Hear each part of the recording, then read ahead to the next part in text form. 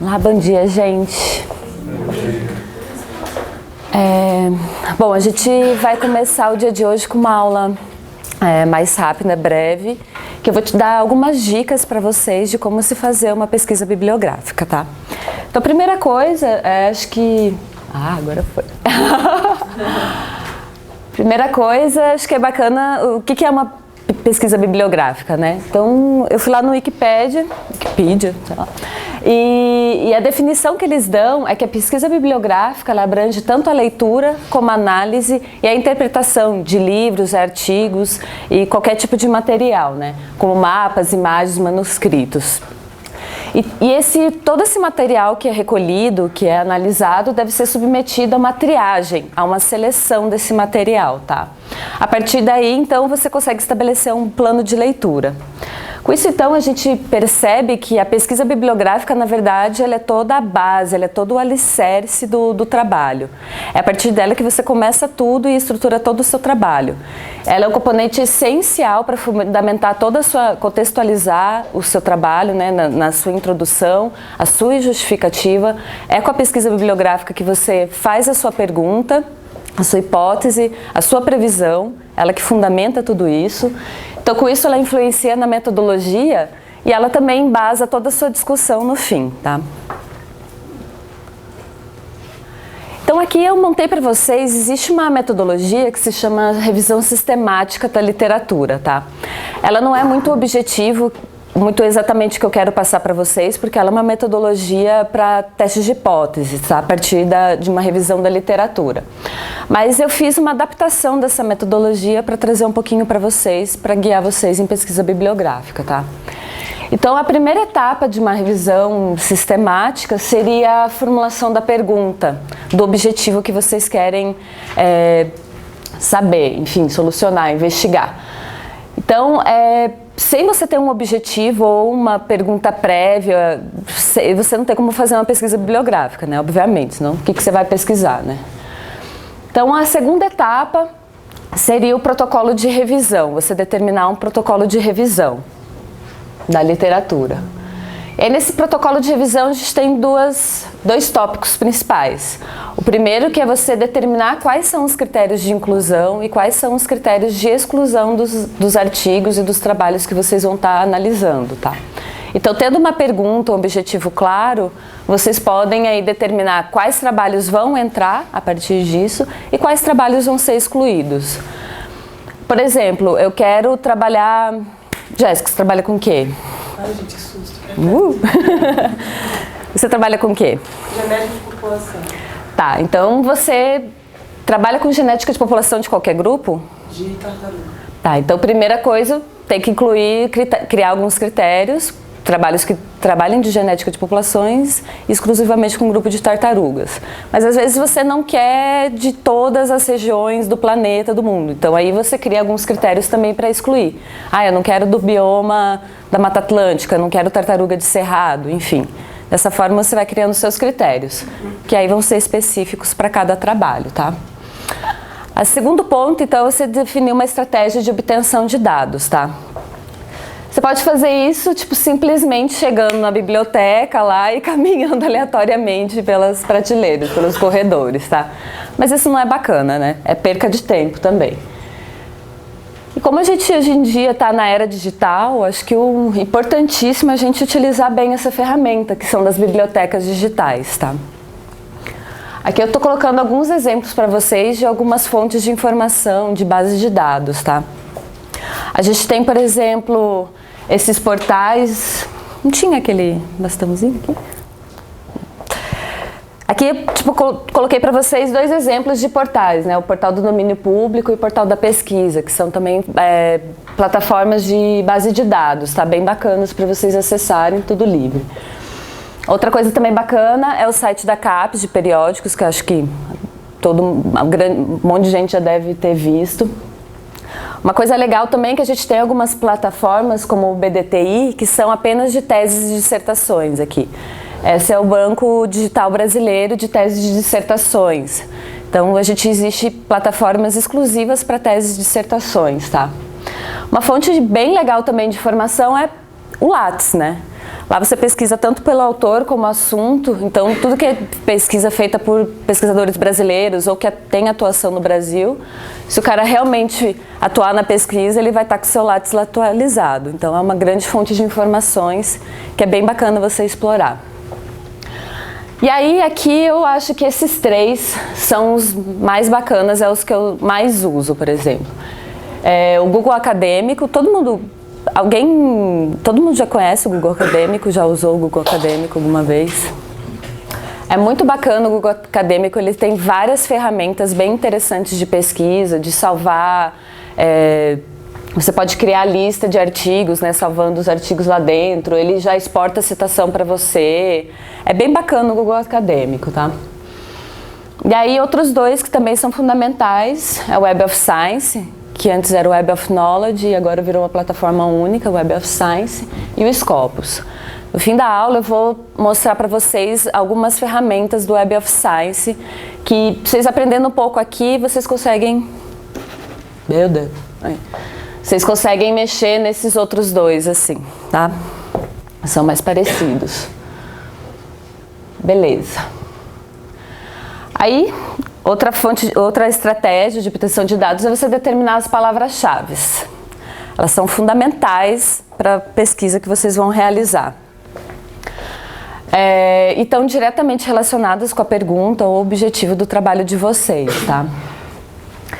Vamos fazer uma brincadeirinha, então, determinar algumas palavras-chave baseadas na teoria que vocês estão estudando de cada grupo. Deixa eu escolher o grupo da Sheina e da Pan. Cadê a galera? Aí. Tá, me falem umas palavras-chave do trabalho de vocês. Do aspecto teórico do trabalho de vocês. Galhas não é aspecto teórico. Não é a teoria.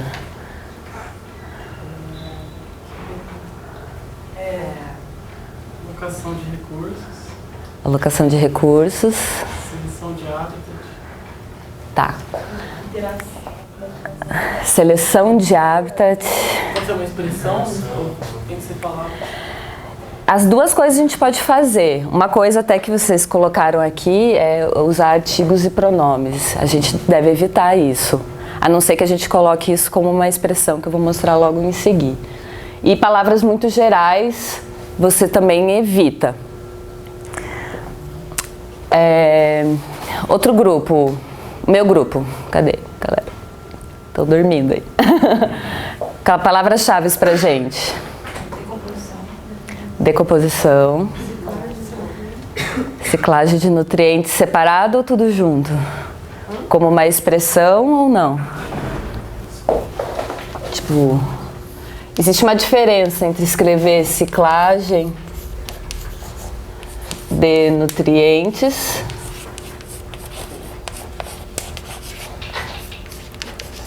separado. Que maldição, gente.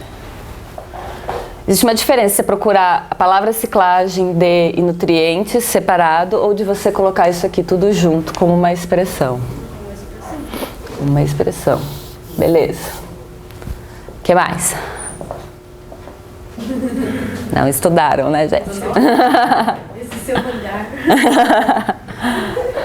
Tô aprendendo com o Vitor. Serrapilheira? Serrapilheira é mais o... tudo bem. Seria um modelo, um dos modelos.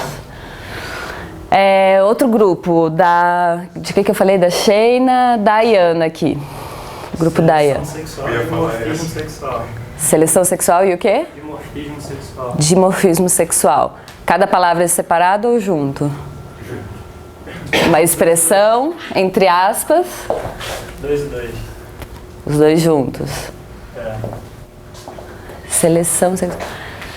Tá, por que não separado? Porque é uma... Seleção é uma teoria, né? Então você põe tudo junto. Seleção. Sexual, Porque você está interessado só na seleção sexual. Seleção sexual, é. Não coisa de seleção natural, botar só natural. Natural você não vai achar nada. Tá. Falta o grupo do Galo também falar. É. Falta o da Sara também. E o da Sara? Efeito de borda. Efeito de borda. Tudo junto, separado? Tudo junto. Que mais? Outras palavras-chave da teoria de vocês. Cadê? Só tá ela do grupo aqui? Regulação térmica. Cadê o resto do grupo de vocês, gente? Estão dormindo aí no fundo. Puxa o seu grupo, ó, eles não estão dormindo ainda. Tá, o último grupo tá a Sara e do Bruno. Cadê a galera? Ergue o dedinho aí. A galera tá até assim, né? Epífitas? Gente, não me vê, vou embora. Meta comunidade. É o nosso já? Epífita é um modelo só. Metacomunidades. Metacomunidades. Teoria da biogeografia de ilhas. Vocês colocariam a teoria da biogeografia de ilhas? Como expressão? Efeito Ida. Será que só falar biogeografia de ilhas já não é? Ah, se eu estiver precisando do background. Porque imagina você procurar como uma expressão teoria da biogeografia de ilhas. Ele só vai procurar aquilo que tiver exatamente essa expressão. Então você vai estar descartando um monte de informação de gente que só coloca biogeografia de ilhas. Então, essas palavras, às vezes, muito gerais, a gente deve evitar. Beleza? Eu falei de todo mundo, todos os grupos, né? Foi? Vamos embora. Então, cuidado com as palavras-chave, são essenciais. Aí aqui a gente já falou um pouquinho, por exemplo, do uso de aspas, né? Que são alguns outros recursos. Então, a gente já deu vários exemplos aqui, acho que quase todo mundo falou utilizando a expressão, tá? Aspas, ela faz exatamente isso. Em vez de você procurar a palavra nicho e realizado em separado, a busca vai ser pela expressão nicho realizado. Como foi efeito de borda, seleção sexual, vai sempre buscar pela expressão, tá? Sempre tem que estar em aspas? Sempre. Se você não colocar entre aspas, ele vai fazer isso aqui, ó.